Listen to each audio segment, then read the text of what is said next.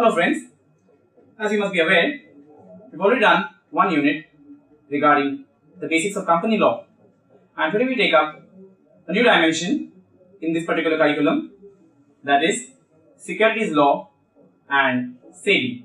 What do you mean by security? Security in the most simple terms is like a unit, something by which funds are raised, and in any economy, being an economy of a developed country like certain Western economies or an economy of a developing country like India, fundraising is a core.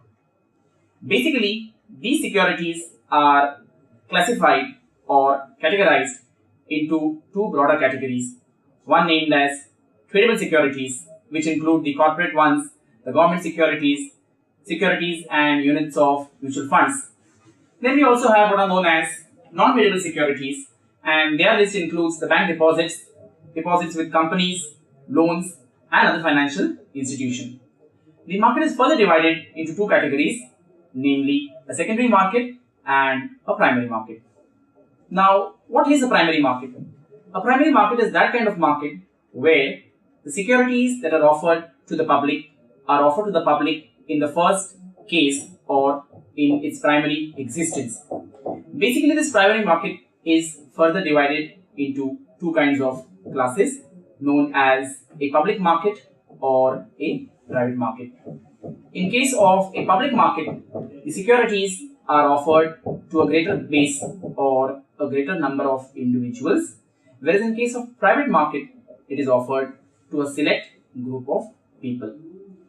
What do you mean by a secondary market? A secondary market is that place where securities which have already been traded or which have already been offered to the members in the primary market are again offered to another class of investors for the second time. Many a times the security market operates on a different set of rules as compared to the primary market. A person who is in need of funds or who wants to change the nature and scenario of the liquidity or the holdings that he is having can also be a part and parcel of this the secondary market. The secondary market is further divided into three categories, or three participants are there in the secondary market, namely the securities, the investors and the intermediaries. Now, legislation in this kind of market, that is the securities market, is basically of four kinds. The first that is there is Securities and Exchange Board of India 1992, which is also aptly called as the market watchdog. Then we have Companies Act 1956, a part of which was taken by us in an earlier module, and this Companies Act throws upon legislation with respect to issue of shares, allotment, transfer of securities. Then we have what is known as Securities Contract Regulation Act, basically a rule-making scheme or a protocol that is governing the operational activities of registered stock exchanges. And then we have the Depositories Act of 1996. It's basically a medium of electronic maintenance with respect to certain securities in a demat format. In the initial days, that is when the market was developing, there only existed one law or one legislation, and that is the Capital Issues Control Act.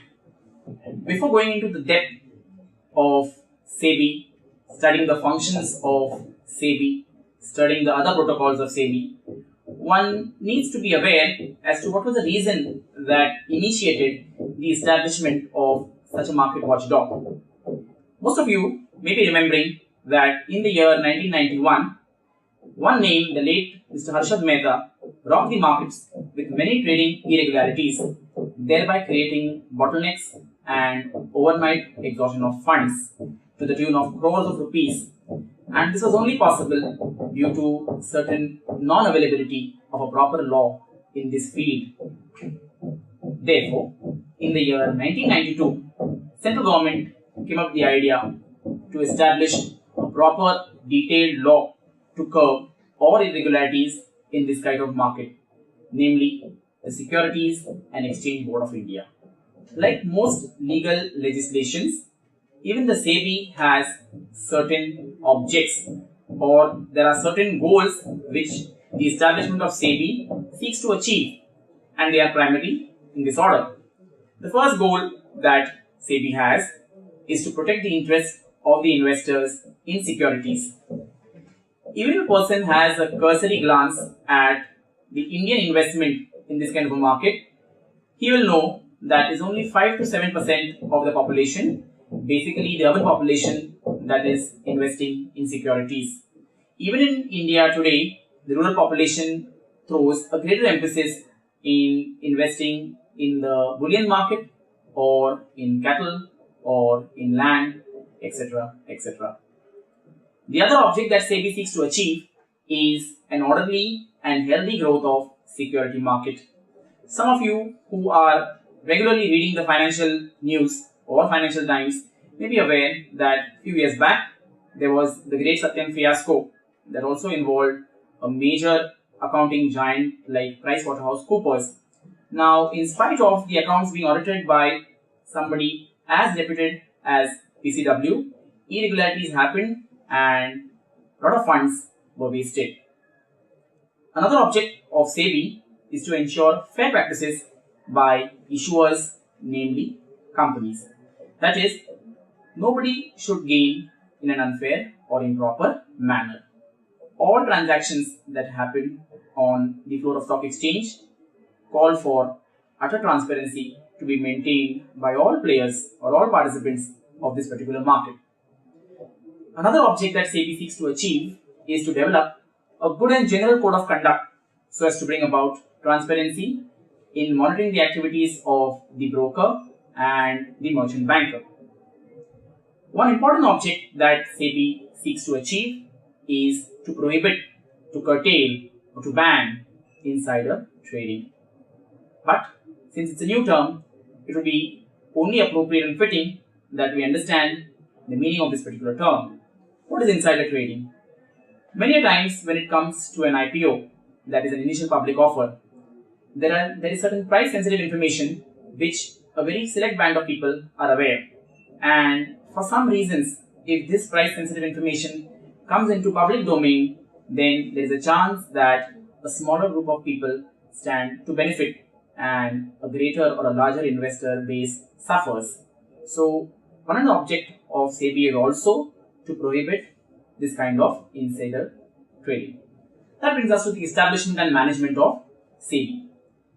As it's a public body, it will have to be managed by a few group of people, namely a chairman and an elected board. SEBI also very much has its own chairman and two members from the central ministry dealing with finance and administration of the companies under the Companies Act 1956 that take care of the management of SEBI. One member on the SEBI board is an official nominated by the RBI.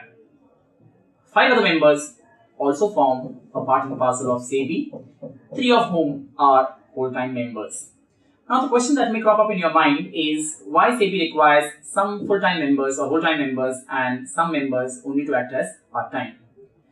Generally, the operations of companies at the stock exchanges are smooth and there is no kind of malpractice.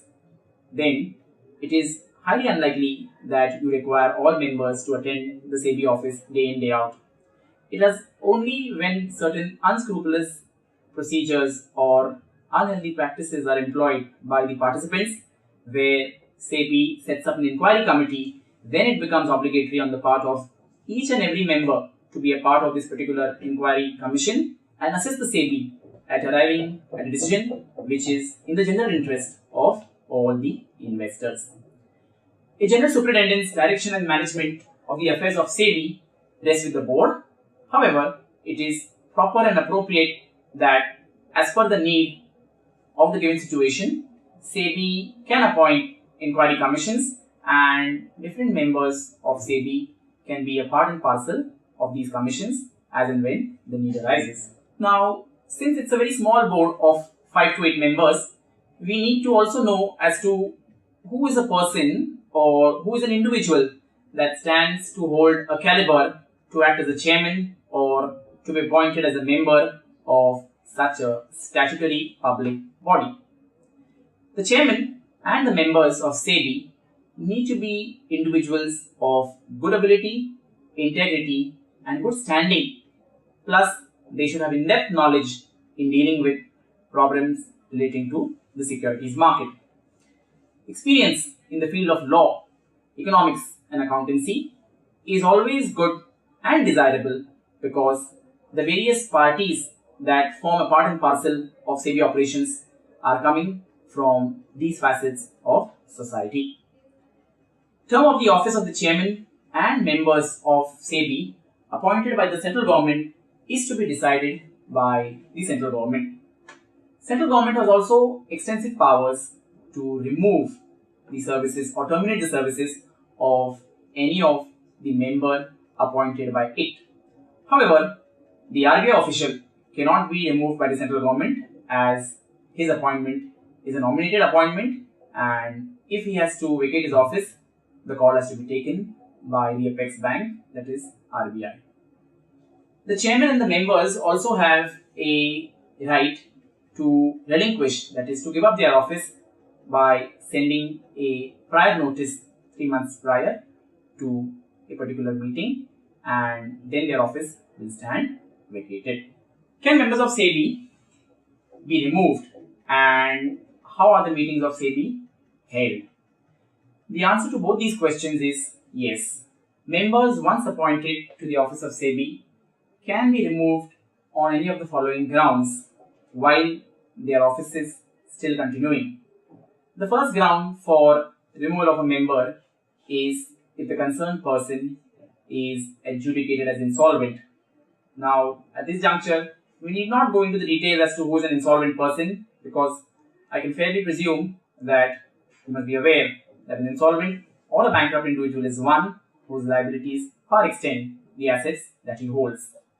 The second kind of disqualification which can make the post of a member vacant is he being adjudged as of being of unsound mind by a court of competent jurisdiction. A person of unsound mind is one who cannot take a rational decision with respect to a particular matter that is before him. Another ground for removal of member of SEBI is if the person is, in the opinion of the central government, committed an offence of moral turpitude, that is, done something that is against justice, honesty, and principle of good morals. Another ground for removal of member of SEBI is if he has abused his office, thereby making his continuation injurious in the greater public interest.